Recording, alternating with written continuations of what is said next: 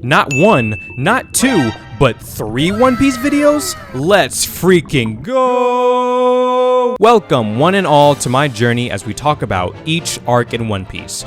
As of the last video, we've gone over 0.9% of all episodes in One Piece so far. Kill me. Today, let's dive into the 3rd arc in the series, Syrup Village, the peaceful town of lies. Syrup Village is 10 episodes and 20 chapters, making it twice as long as Orange Town. I really hope every arc isn't just going to be twice as long as the previous one. We start off in this small, quiet village. Nothing's really going on, but all of a sudden, this strange man starts running into the village and yelling that pirates are coming. Turns out, it was all a lie, and he just likes to fuck with the villagers when he's bored. Meanwhile, the Straw Hats are sailing around, and Nami uses her nagging abilities to tell the gang that if they want to enter the Grand Line, then they need an actual ship, more crew members, and some food. We'll need a cook, and maybe a musician to keep us entertained. A musician? Back at the village, we learn that this guy's name is Usopp, the town liar and sniper who's godlike with a slingshot. He has his own little pirate crew called the Usopp Pirates with 3 kids from the village named Carrot, Pepper, and Onion. You know for a fact their parents hated them. Onion comes in running frantically and screaming like he just saw his mom and dad wrestling each other. He tells everyone that some pirates actually landed into the village and they go to investigate. The Straw Hats show up and Usopp comes to confront them with his army of 8,000 men. Unfortunately, Nami and Luffy call his bullshit and the rest of the kids run away. Luffy tells Usopp that he knows his dad Usopp, who's a member of Shanks' crew, and they instantly become best friends and eat at a restaurant to talk about his dad. Quick Japanese lesson. Meshi means food, so that restaurant is literally just called food. I love it.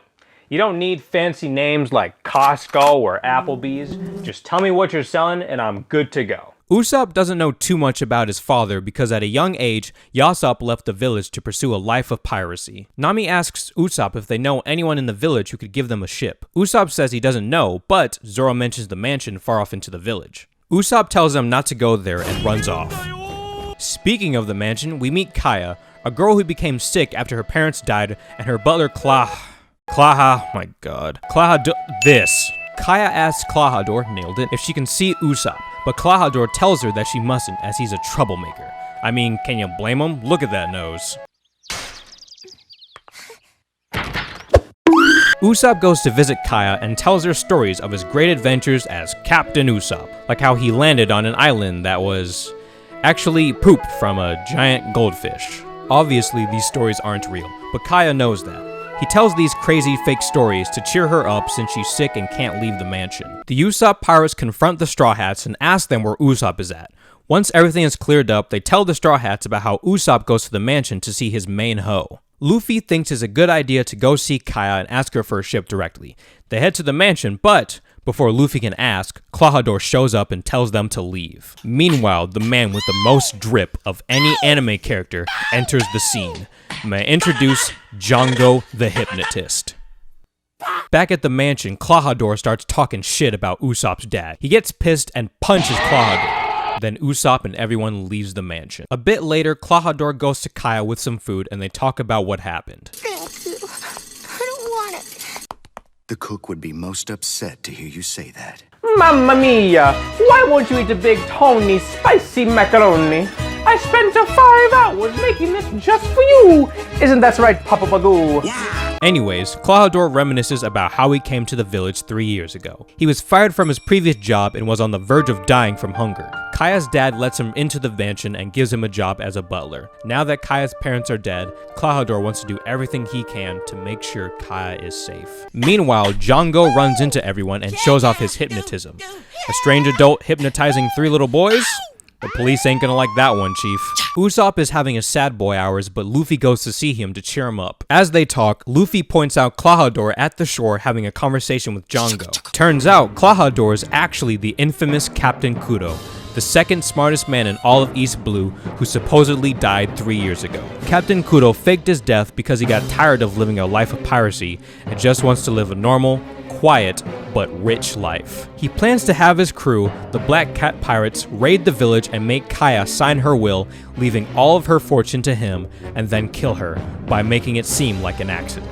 Luffy and Usopp hear all of this, and like the righteous, brain-dead guy he is, Luffy immediately confronts Django and Captain Kuro. Django hypnotizes Luffy and he falls off the cliff. Usopp runs to tell the village that pirates are coming, but Captain Kuro isn't worried at all because nobody would believe him since he always lies. This story is pretty much The Boy Who Cried Wolf, but with pirates. Usopp heads to the village and tells everyone that pirates are coming, but they all just assume he's lying and up to his old tricks as usual. All the villagers exclaim how they wish he was more honest like good old, totally not at all evil Klahadore. Back at the mansion, Kaya talks to the other butler, Mary, about Klahadore's 3rd year anniversary since he started working at the mansion. They plan to give him some new glasses as a gift. Wow, he worked his ass off for 3 years for some sick rich girl, and all he gets are some glasses? You know what? Now I'm on Captain Kuro's side. Fuck this village. The Straw Hats and Usopp pirates go to look for Luffy. They notice him at the bottom of the shore, but realize he's just sleeping and wake him up. Luffy tells them about Captain Kuro and his plan to kill Kaya for her fortune. Usopp tries to warn Kaya and get her away from the village, but Kaya doesn't believe him and calls him pathetic for making up such harsh lies. Kinda makes you wonder what would happen if everyone did believe Usopp. Honestly, it'd probably be worse. At night, the Straw Hats and Usopp talk about how the Black Cat pirates are going to attack the village tomorrow morning. Usopp wants to fight them before they can enter the village, so all the villagers can just assume he's lying like usual and don't have to worry about anything. The Straw Hats commend his bravery and decide to help him. Captain Kuro heads back into the mansion and sees Mary. He finds the glasses and Mary tells him it's a gift from Kaya. Captain Kuro shows his true colors by breaking the shitty gift and attacking Mary with his cat claws. Also, this might just be me, but I really like the colors and imagery in this arc, especially this section.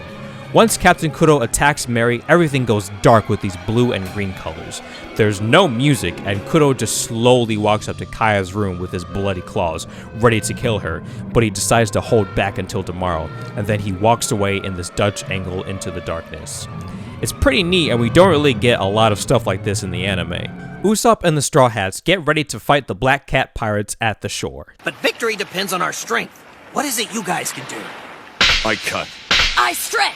I steal. I make it the spiciest macaroni in all of Palma. Dawn breaks and everyone is ready to fight, but strangely enough, nobody has shown up to the shore yet. With her supersonic hearing, Nami hears battle cries from afar. Usopp realizes that they're at the wrong shore and try to catch up before it's too late. Nami accidentally falls into the oil and pulls Zoro with her, but uses him as a ledge so she can get through. Usopp is the only one to make it, and rightfully so, starts to shit himself at the thought of fighting a bunch of bloodthirsty pirates. I mean, can you blame him? He's just some dorky 17-year-old kid who's never fought in his life before. Speaking of ages, it's not really important, but in this point of the story, Luffy and Usopp are 17, Nami is 18, and Zoro is 19. Usopp tries to bargain with them that they can take the treasure on the Straw Hat's ship if they leave the village. Of course, Nami shows up and immediately beats the shit out of Usopp for speaking such blasphemy. And now the two most normal characters in this show fight off a bunch of pirates, and they do pretty well for the most part, but it doesn't last too long. The Black Cat pirates power through Usopp and Nami and head into the village. They kill everyone and take Kaya's fortune. The end.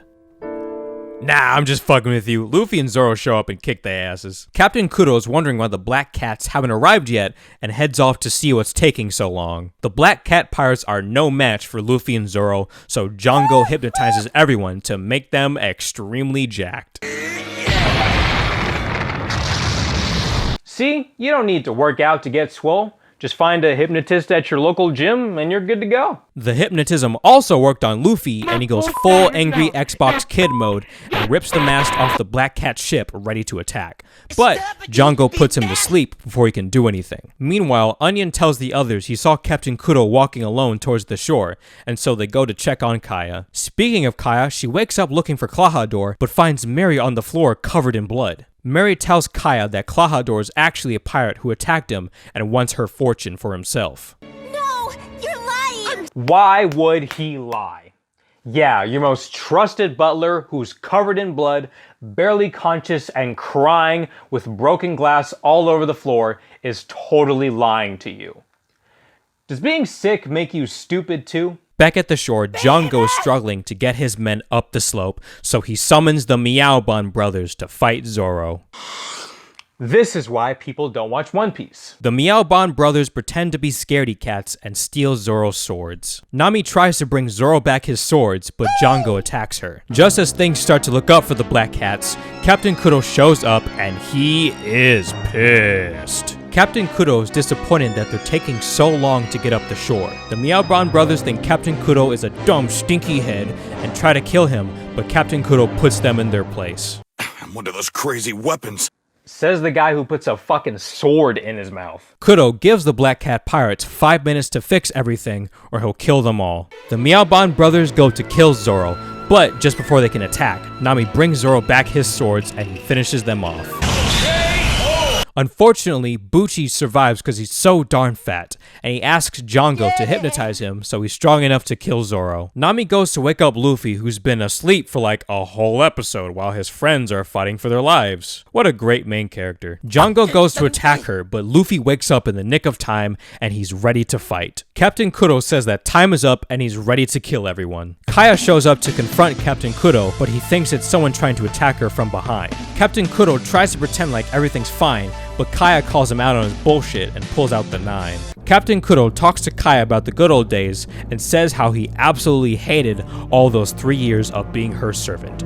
She tries to plead with him and is willing to give up her fortune if he leaves the village, but he wants to stay on this island and live a nice quiet life away from piracy, but only if Kaya dies, leaving her fortune with him. Usopp tries to shoot Kudo, but he dodges a fucking bullet and gets ready to pay back Usopp for punching him from earlier. Just before Captain Kudo can attack, Luffy punches him square in the face and says my favorite one-liner in this entire arc. If he hates getting hit that much, he's about to have a really bad day! Oh, shit! The Usopp pirates show up and attack Kudo. I bet now he wishes he didn't break those glasses he got from Kaya. Usopp tells the kids to run and protect Kaya. Then Captain Kudo tells Django to go after them and have Kaya sign her will and kill her. Meanwhile, he'll fight Luffy. Zoro eventually beats Bucci. Anybody remember that going on? Usopp, you good? Do you need some water? You gotta talk to me, man. I don't know what you want me to do. Zoro takes Usopp to go find Kaya and take care of Django. During the fight with Luffy and Captain Kudo, we get a flashback of the day when Captain Kudo decided to quit being a pirate 3 years ago. The Black Cat pirates are being attacked by Marines for the 3rd time in a week, and Captain Kudo is sick of it. He goes onto the Marine ship and kills everyone by himself, but purposely leaves one Marine alive. And guess what?